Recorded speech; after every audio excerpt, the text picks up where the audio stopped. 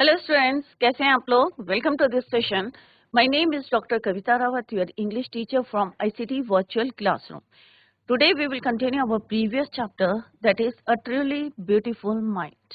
तो अभी आपको क्लियर हो गया होगा फ्रॉम द प्रीवियस लेक्चर कि we are talking about Albert Einstein. तो आइंस्टाइन की यहाँ पे हम क्या पढ़ रहे हैं, एक शॉर्ट बायोग्राफी. क्लियर? तो किस तरह से जब वो जो है बच्चे थे, चाइल्डहुड था उनका, 2.5 years के थे, चाइल्ड थे, तो उस समय क्या था कि वो जो है ही डिडेंट स्पीक, कुछ नहीं बोलते थे. बट व्हेन ही स्पोक तो हर वर्ड को क्या करते थे, वो डबल ट्वाइस करते थे. माई माई, नेम नेम, इस तरह से हर वर्ड को क्या करते थे, डबल. तो उनकी मदर जो थी, थोड़ी सी ऑब्वियस है कि पेरेंट्स क्या होते हैं, वरीड होते हैं. बट जब वो बॉर्न हुए थे, व्हेन ही वाज बॉर्न, तो ये इंडिकेशन नहीं था कि वो इतने पॉपुलर होंगे और इतनी डिस्कवरीज करेंगे. क्लियर? तो इसी को अभी हम कंटिन्यू करते हैं. Let's go to smart board screen. तो बच्चों, हम पढ़ रहे थे a truly beautiful mind from the book Beehive.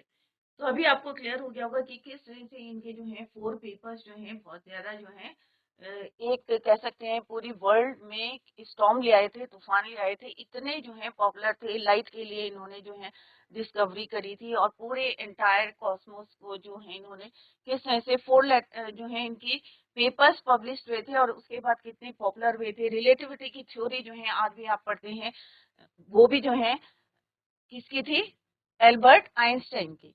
तो पहले जो है बचपन की अगर हम इनकी हिस्ट्री पढ़ते हैं तो क्या है उसमें कि वो बचपन में जो है इतने ज्यादा नहीं थे. उन्हें स्कूल का जो है डिसिप्लिन नहीं पसंद था, जो स्ट्रिक्टनेस थी, रेजिमेंटेशन था, वो उन्हें पसंद नहीं था.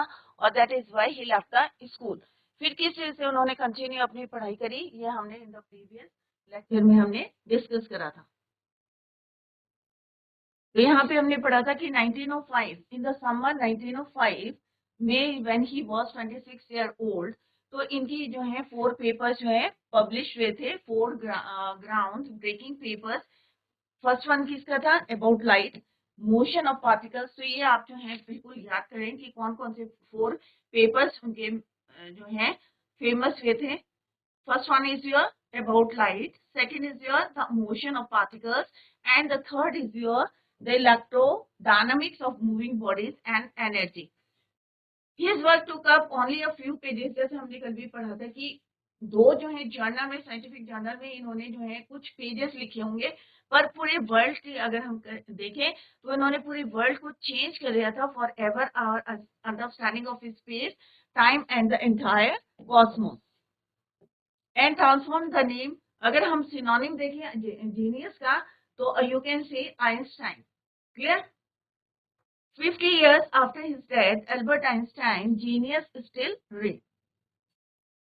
तो ये हम ऑलरेडी पढ़ चुके हैं और हमने देखा था कि उनके जो है एक जो बहुत पुराने हिस्टोरियन एंशियंट मैथमेटिक्स थे, ऑटो न्यूगेबोर, उन्होंने जो है एक स्टोरी सुनाई थी अबाउट द बॉय कि एक बारी जो है वो कहाँ पे थे, सफर टेबल में नाइट डिनर ले रहे थे और he broke his silence to say, और उन्होंने अपना साइलेंस जो बोलते नहीं थे, तो उन्होंने फर्स्ट टाइम जो है उन्होंने क्या बोला, he said the soup is too hot.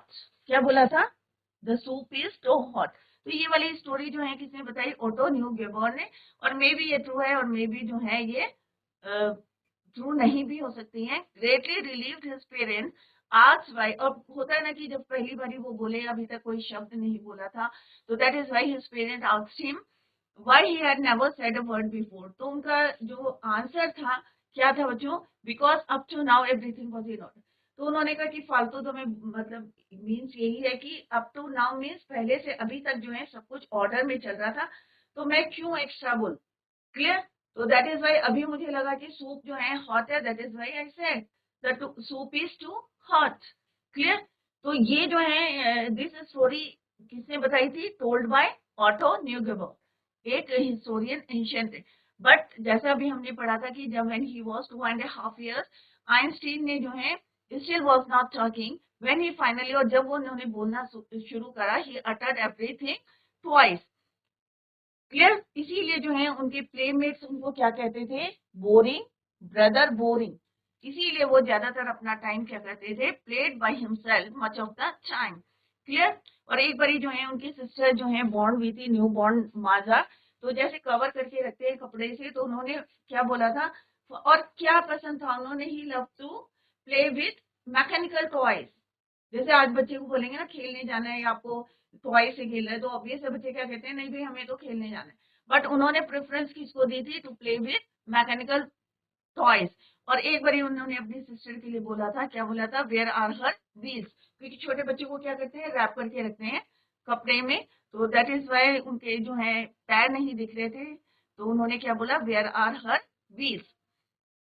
और हमने जो है इन द प्रीवियस लेक्चर कि एक बार उनके हेडमास्टर ने बोला था उनके फादर से, टोल्ड हिज फादर कि what Einstein chose as a profession, कि कोई भी प्रोफेशन अगर वो चूज करते हैं wouldn't matter, because he will make us, he will not, he will never make a success at anything। कोई भी प्रोफेशन ले ले कोई फर्क नहीं पड़ता, क्योंकि वो सक्सेस होने वाले नहीं है।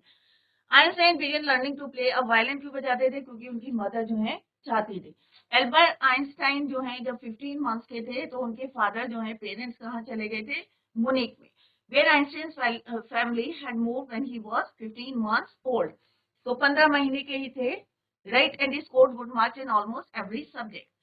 अब उन्हें जो है जैसे एज आई टोल्ड यू कि उन्हें जो है स्कूल का रेजिमेंटेशन, स्ट्रिक्टनेस, डिसिप्लिन नहीं अच्छा लगता था, और सम टाइम जो है वो क्या करते थे, आर्गुमेंट करते थे विद हिज टीचर।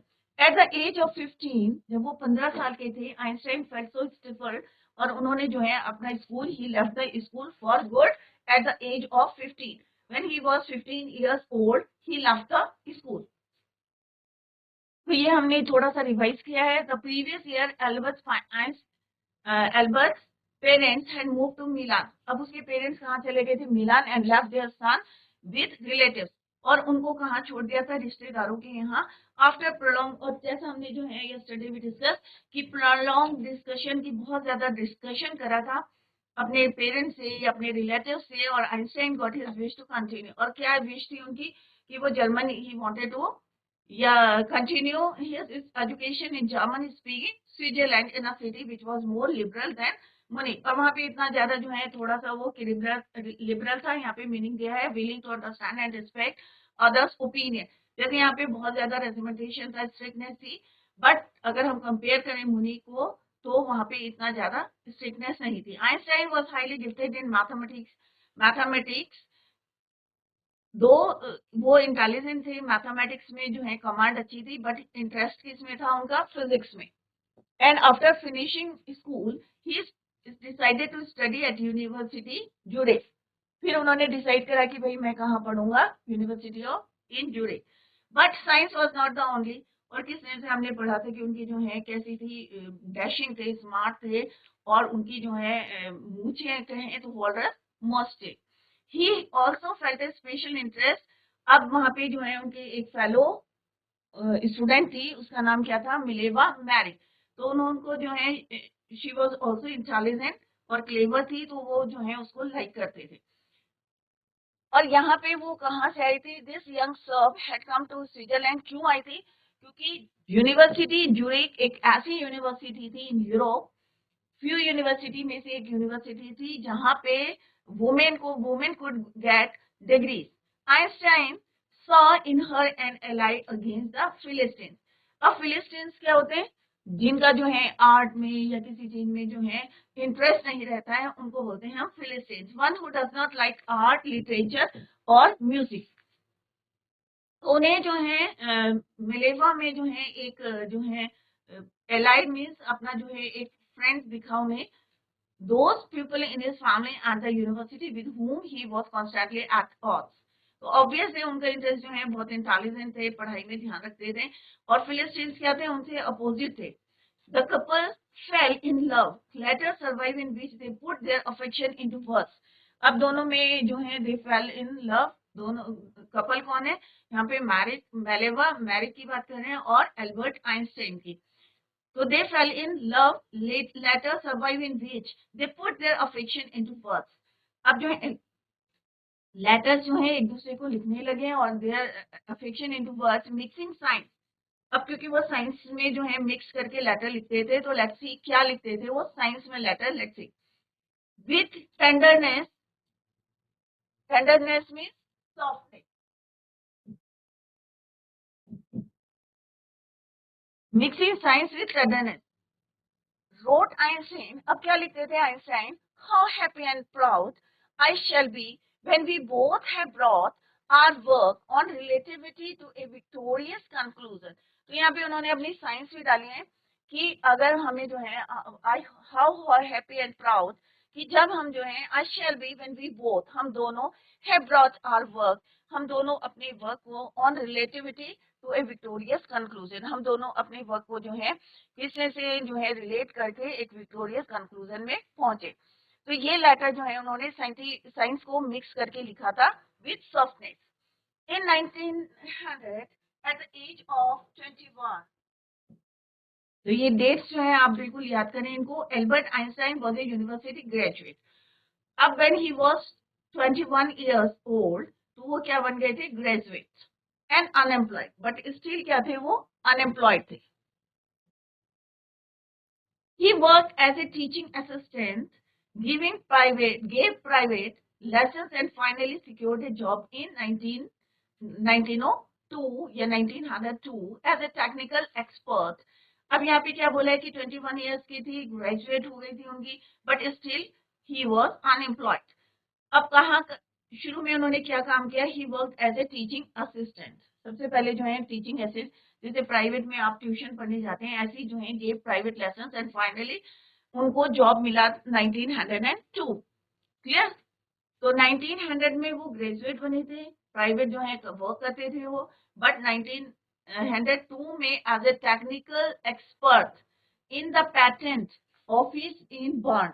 तो बर्न में जो है उनको एक जो है कोई काम दिया था जो पूरी जिम्मेदारी उनको दी थी. While he was supposed to be assessing with others invention, जहां पे वो अपने इन्वेंशंस को नहीं दूसरे के इन्वेंशंस को जो है असेस कर रहे थे. Einstein was actually developing his own ideas in secret. Side by side ये क्या कर रहे थे? वो जो दूसरों के इन्वेंशंस को असेस कर रहे थे, side by side he also क्या कर रहे थे? वो सीक्रेटली अपने आइडियाज को भी डेवलप कर रहे थे. क्लियर? सीक्रेट कैसे कर रहे थे? He is said to have jokingly called his desk dryer.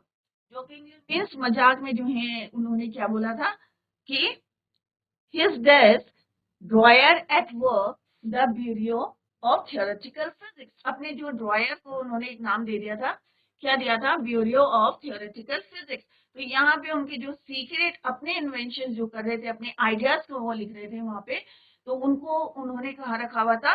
एक डेस्क में रखा था, ड्रॉयर में रखा था, डेस्क ड्रॉयर में, और उन्होंने उसका नाम रखा था bureau of theoretical physics. Clear? तो इस तरह से उन्होंने जो है सीक्रेटली साइड बाय साइड जिस तरह से वो काम कर रहे थे 1902 में as a technical expert side by side जो है वो अपना भी जो है developing his own ideas in secret. Clear? One of the famous papers of 1905.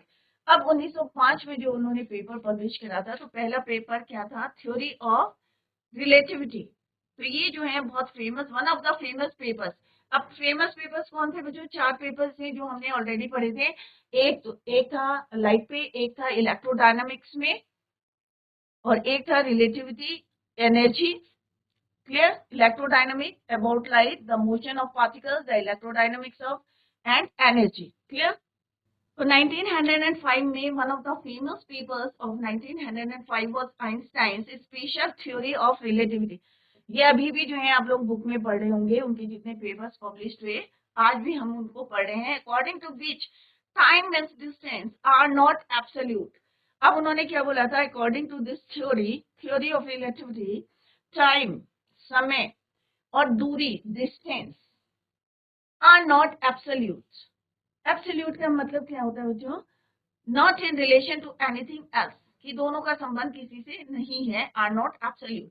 Indeed. अब उन्होंने एग्जांपल क्या दिया?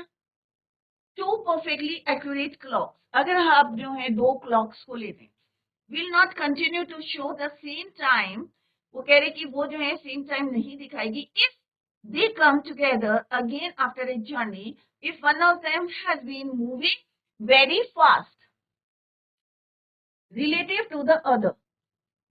क्लियर? तो यहाँ पे वो कह रहे हैं कि अगर आपने सपोज दो क्लॉक ली है, दो घड़ी ली है, राइट, दोनों में टाइम आपने फिक्स कर दिया, दोनों को जो है सेम जर्नी दी, आप कहीं पे गए हैं, एक जो है तेजी से गया है, फास्ट गया है, if one of them has been moving very fast relative to the other, from this follow, तो इससे क्या होगा कि दोनों में समय जो है एक सा नहीं होगा। क्लियर, दैट इज वाई उन्होंने कहा कि time and distance are not absolute. Clear, तो दोनों का क्या रहेगा, डिफरेंट रहेगा। In day two perfectly clear, तो यहाँ पे आपके समझ में आ गया कि क्या बोलना चाह रहे हैं वो, कि अगर दो क्लॉक है और दोनों में आप एक्यूरेट क्लॉक में सेम टाइम डालते हैं, तो वो दोनों क्लॉक्स हैं will not continue to show the same time, क्यों नहीं दिखाएंगी।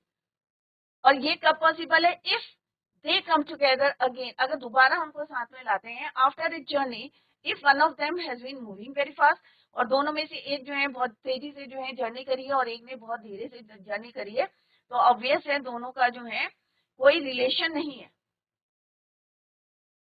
From this followed the world's most famous formula which describes the relationship between mass and energy। और इसी से जो है उनका जो फेमस फॉर्मूला है, अभी भी आप लोग पढ़ते हैं कि E is equal to mc square, M है मास उसमें और सी क्या है, एनर्जी। तो ये फॉर्मूला जो है आज भी हम पढ़े और ये पूरा वर्ल्ड फेमस है, और किस तरह से आप हम आज भी आफ्टर उनकी जो डेथ के बाद भी जो है आज भी हम उनको याद कर रहे हैं, क्योंकि इतने फेमस जो है, इतने पॉपुलर उनके पेपर्स थे, चाहे वो थ्योरी ऑफ रिलेटिविटी हो, चाहे वो लाइट के हो, चाहे इलेक्ट्रोडायनामिक्स हो, चाहे मूविंग हमारे जो पार्टिकल्स मूव करते हैं उनके बारे में हो, तो सारे जो हैं बहुत फेमस रहे हैं और आज भी हम उनको याद करते हैं in the form of their papers. Clear, तो यहाँ पे वेल नोन और वेल जो है वर्ल्ड्स मोस्ट फेमस फॉर्मूला क्या था बच्चों, E is equal to mc square. Clear, तो यहाँ पे बच्चों वर्ड मीनिंग दिए हैं तो इनको आप याद करें। तो यहाँ पे जो जो वर्ड्स हैं, फिलिस्टीन्स का मतलब क्या होता है बच्चों, one who does not like, जिनको आर्ट लिटरेचर म्यूजिक किसी में जो है इंटरेस्ट नहीं रहता, उनको बोलते हैं फिलिस्टीन। और इनके अपोजिट कौन थे, एल्बर्ट आइंस्टाइन। और इन्हीं के साथ जो एक क्लासमेट जो पढ़ती थी उसका नाम क्या था, मिलेवा मैरिक। पर किस तरह से वो जो है एक दूसरे को लेटर लिखते थे, और एल्बर्ट आइंस्टाइन जो है साइंस मिक्स करके जो है उनको लेटर लिखते थे। When he completed his graduation at the age of 21 in 1900। Clear, he worked as a teaching assistant, उससे पहले क्या करते थे वो, टीचिंग असिस्टेंट करते हैं, and finally secured A job in 1902 as a technical expert। और साइड बाय साइड जो he also developing his own ideas in secret। Clear, तो कैसे पता चला, क्योंकि एक दिन जो है उन्होंने जोकिंगली मजाक मजाक में क्या बोला था, जो डेस्ट्रॉयर है at walk the bureau of theoretical physics, one of the famous papers of 1905। क्योंकि हमने पढ़ा था कि अभी एनर्जी की, लाइट के बारे में, इलेक्ट्रोडायनेमिक्स, ये सारे जो है पेपर्स बहुत ज्यादा फेमस हुए थे। तो 1905 में one of the famous papers क्या था बच्चों, थ्योरी ऑफ रिलेटिविटी, जिसके अकॉर्डिंग टू हिम, और जैसे इस थ्योरी के अकॉर्डिंग भी बोलेंगे तो according to which time and distance are not absolute. और किस तरह से उन्होंने एग्जाम्पल दिया था वो अभी हमने पढ़ा। इसी को जो है जैसे अभी मैंने बताया था E is equal to mc square, तो E क्या है बच्चों, energy, m is your mass, c is your speed of the light. C क्या है आपका, स्पीड ऑफ द लाइट। अब स्पीड ऑफ द लाइट क्या होती है, speed of the light vacuum में कितनी होती है, 3 lakh kilometre per second. Clear, तो E is equal to m into C का स्क्वायर, जितनी स्पीड होती है उसका भी क्या है, स्क्वायर है। तो E is your energy, m is your mass, c is your speed of the light. Clear, तो यहाँ पे एक और एग्जांपल दिया है उन्होंने कि किस तरह से जो है रिलेटिविटी, थ्योरी ऑफ रिलेटिविटी को समझाने के लिए, when you sit with a nice girl, अगर आप जो है किसी अच्छी लड़की के साथ बैठे हैं फॉर 2 आवर्स। क्लियर, तो आपको क्या लगता है कि बहुत कम समय हुआ है, अगर और समय होता तो बहुत अच्छा होता है ना बच्चों, अच्छे लोगों के साथ बैठे हैं, कोई अच्छी लड़की मिल रही है, या आप जो है कोई ऐसा कोई घटना घटती है कि जब आपको लगता है कि भाई समय ज्यादा हो गया, पर आपको लगता है स्टिल अभी कम है, और मिल जाता तो मे बी जो है कुछ और एंजॉय कर सकते हैं। तो यहाँ पे बोला उन्होंने, when you sit with a nice girl, कि जब किसी नाइस गर्ल के साथ आप बैठते हैं for 2 hours, it seems like 2 minutes, तो ऐसा लगता है कि 2 घंटे भी कितना है, 2 मिनट्स कम हो गए हैं. But when you sit on A hot stove for 2 minutes, और जब जो है उल्टा होता है कि हॉट स्टोव में आप 2 मिनट बैठते हैं तो आपको क्या लगता है, इट सीम्स लाइक 2 आवर्स, कि 2 घंटे हो गए. तो समय कम है और आपको लगता है कि ज्यादा हो गया. और यहाँ पे क्या था कि नाइस गर्ल थी, 2 आवर्स हो गए थे, बट फिर भी आपको लग रहा था कि टाइम क्या है, बहुत कम हुआ है, लाइक 2 मिनट्स. तो when you sit on A stove, तो ये थी दैट्स रिलेटिविटी. दोनों का क्या रिलेशन है, clear, that's relativity, Albert Einstein.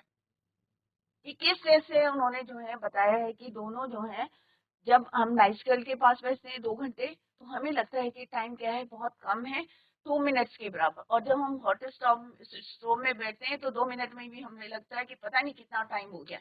It seems like 2 hours. तो दिस इज रिलेटिविटी. क्लियर. तो यहाँ पे आपको क्लियर हो गया. ये फॉर्मूला जो है बहुत फेमस है और वेल नोन है, और अभी भी आप जो है इसको पढ़ते आ रहे हैं. तो ई क्या है आपका, एनर्जी, एम इज मास, तो एनर्जी एम इंटू सी. सी क्या है आपका, speed of light, speed of light in vacuum.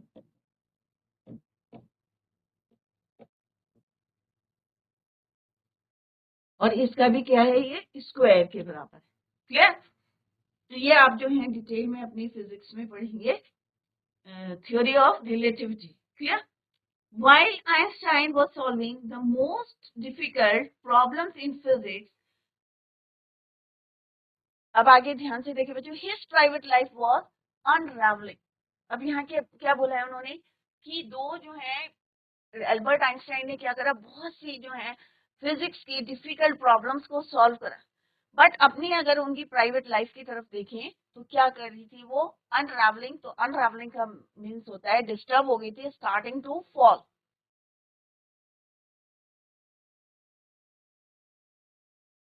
क्यों हो गई थी, लेट्स सी. अब पेपर कितने पब्लिश हुए हमने देखा, 1902 में हुआ, 1905 में हुआ, और किस 1902 में जो है 1902 में उन्हें जॉब मिला था. और साइड बाय साइड किस तरह से उन्होंने अपने आइडियाज को डेवलप किया था. और 1905 में जो है सबसे फेमस जो है उनकी थ्योरी ऑफ रिलेटिविटी किस तरह से वर्ल्ड फेमस हो गई थी. बट अगर उनका जो है सेकेंड पार्ट देखें, उनकी जो प्राइवेट लाइफ देखें, इट वॉज क्या थी, डिस्टर्ब थी. क्यों थी डिस्टर्ब, क्योंकि एल्बर्ट वांटेड टू मैरी मलेवा. अब वो अपनी जो है क्लासमेट्स के साथ शादी करना चाहते थे, wanted to marry with Mileva right after finishing his studies, अपनी पढ़ाई पूरी करने के बाद. But his mother was against it. But जो मदर थी वो उनसे अगेंस्ट थी. अब क्यों अगेंस्ट थी, लेट्स सी द रीजन, कि क्यों नहीं चाहती थी कि वो जो है मलेका से शादी करें, मलेवा से शादी करें. Let's see why she was not agree. She thought Maleva, who was 3 years older than her son. उन्हें लगता था कि मलेवा जो है कितने साल बड़ी है उनके बेटे से, 3 years. तो इसीलिए जो है उन्हें लगता था कि 3 years older than her son was too old for him. उसके लिए जो है बहुत ज्यादा बड़ी हो गई हैं, 3 साल बड़ी है मेरे बेटे से. तो ऑब्वियस है मदर जो है वो नहीं चाहते थे कि उनकी शादी किससे हुए, मलेवा से भी. क्लियर. तो एक रीजन आपको पता चल गया कि क्यों नहीं चाहती थी, क्योंकि वो जो है she was 3 years older than her son. और उन्हें लगता था कि she was too old for him. She was also bothered by Mileva's intelligence. और दूसरा कारण क्या था कि उन्हें लगता था कि मेलेवा भी जो है उतनी ही इंटेलिजेंट है जितना कि उनका बेटा है एल्बर्ट आइंस्टाइन है. She is a book like you. तो उन्हें लगता था कि जितने इंटेलिजेंट जो है एल्बर्ट आइंस्टाइन है, उतने ही इंटेलिजेंट कौन है, मलेवा है. His mother said Einstein put the wedding off. अब जो मदर जो है she was not agree to marry her son with Maleva, तो उन्होंने जो है शादी का जो है जो आइडिया था वो छोड़ दिया. Einstein put the wedding off. क्योंकि उनकी मदर एग्री नहीं थी. तो दो रीजन मैंने आपको बताया. दो रीजन क्या थे, एक तो वो ओल्डर थी, 3 years ओल्डर देन हर सन, और दूसरा उन्हें लगता था कि ये उतनी ही इंटेलिजेंट है जितना उनका बेटा है. द पेयर फाइनली मैरिड अब जो है उस समय उन्होंने जो है ये आइडिया जो है छोड़ दिया था, but the pair finally married in January 1903। 1903 में जो है दे डिसाइडेड टू मैरी और finally they marry and had two sons. और कितने उनके बच्चे थे? 2 sons. But a few years later the marriage faltered. और फॉल्टर्ड का मतलब क्या होता है? Weak, very weak. अब वो जो उनकी मदर को जो डाउट था कि ये भी उतनी इंटेलिजेंट है जितना उनका मदर है, तो ऑब्वियस है कि बच्चों अगर मैं भी उतनी ही पढ़ी लिखी हूँ, मेरे को भी उतनी नॉलेज है, तो मैं भी चाहूंगी कि मेरे आइडियाज भी जो है बाहर आए और जो मैं भी पेपर्स लिखूं और पूरी जो है वर्ल्ड फेमस हो। मे बी ये रीजन हो सकता है, और मे बी जो है उनकी मदर सही भी हो सकती है। That is why after marriage या few years later the marriage father means weak हो गई, कमजोर पड़ गई उनकी शादी। Maleva meanwhile was losing her intellectual ambition. अब intellectual ambition क्या होता है बच्चों? Desire related to human mind.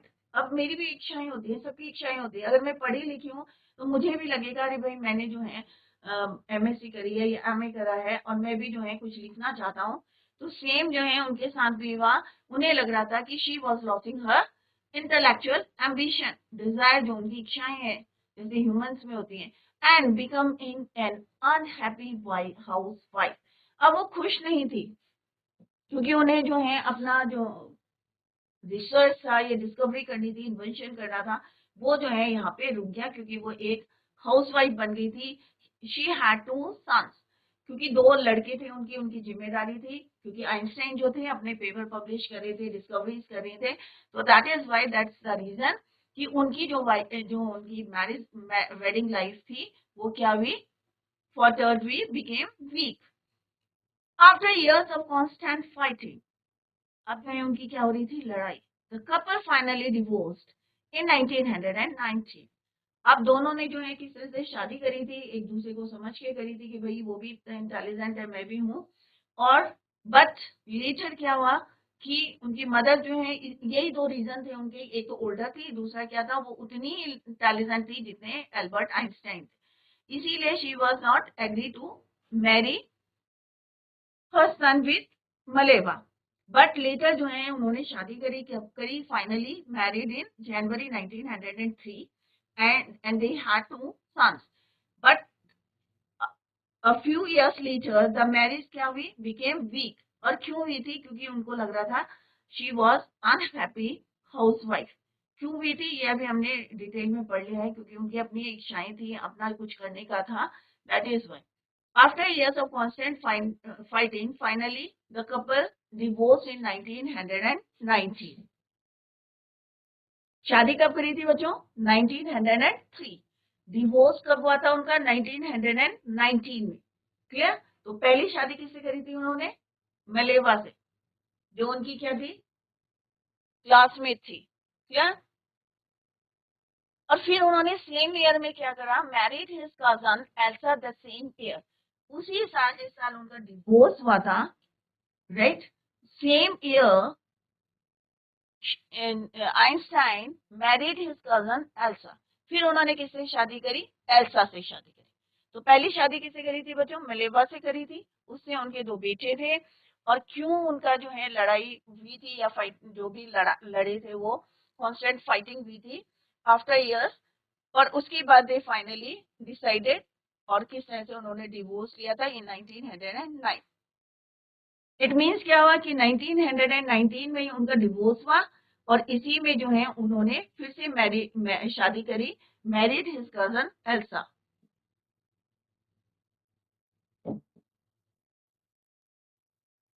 His cousin Elsa.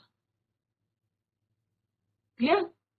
तो same year, clear, same year में उन्होंने उससे शादी करी। Einstein's new personal chapter coincided with his rise to world fame।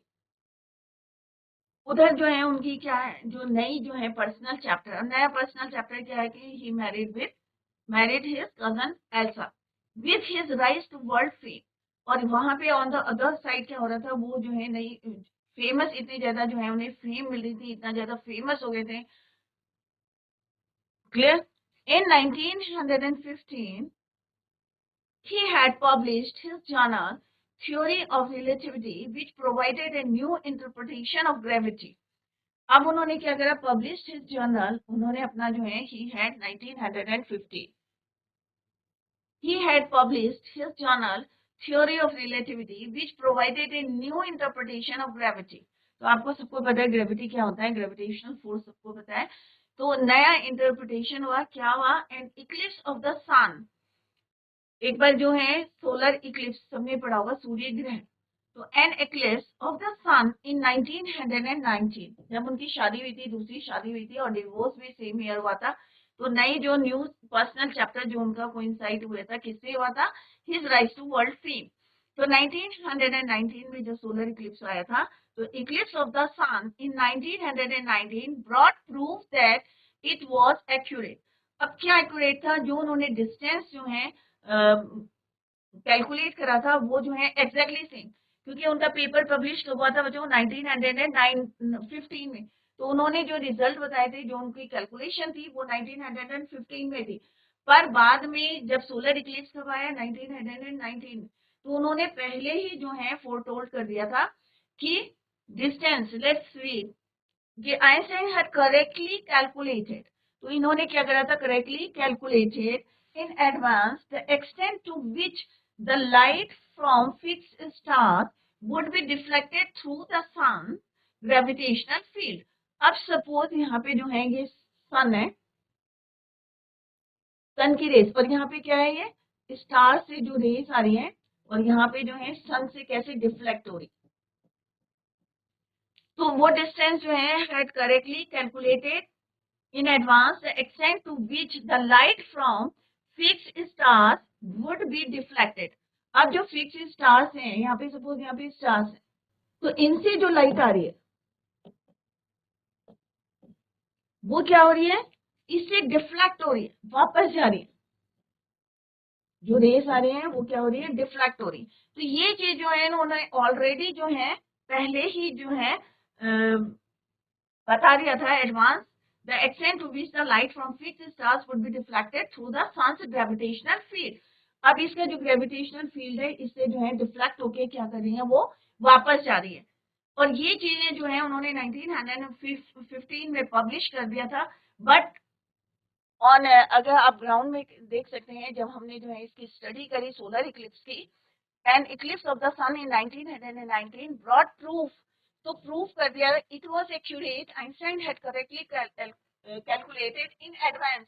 उन्होंने एडवांस में बता दिया था the extent to which the light from fixed stars would be deflected through the sun's gravitational field. The newspapers proclaimed his work. तो ये बच्चों आपके समझ में आ गया कि स्टार से जो लाइट आ रही थी वो इसके ग्रेविटेशनल फील्ड था. किसका ग्रेविटेशनल फील्ड? स्टार का ग्रेविटेशनल फील्ड था. इससे क्या हो रही थी? डिफ्लेक्ट हो रही थी, इसमें नहीं जा रही थी, यहाँ से उल्टा जा रही थी, वापस जा रही थी.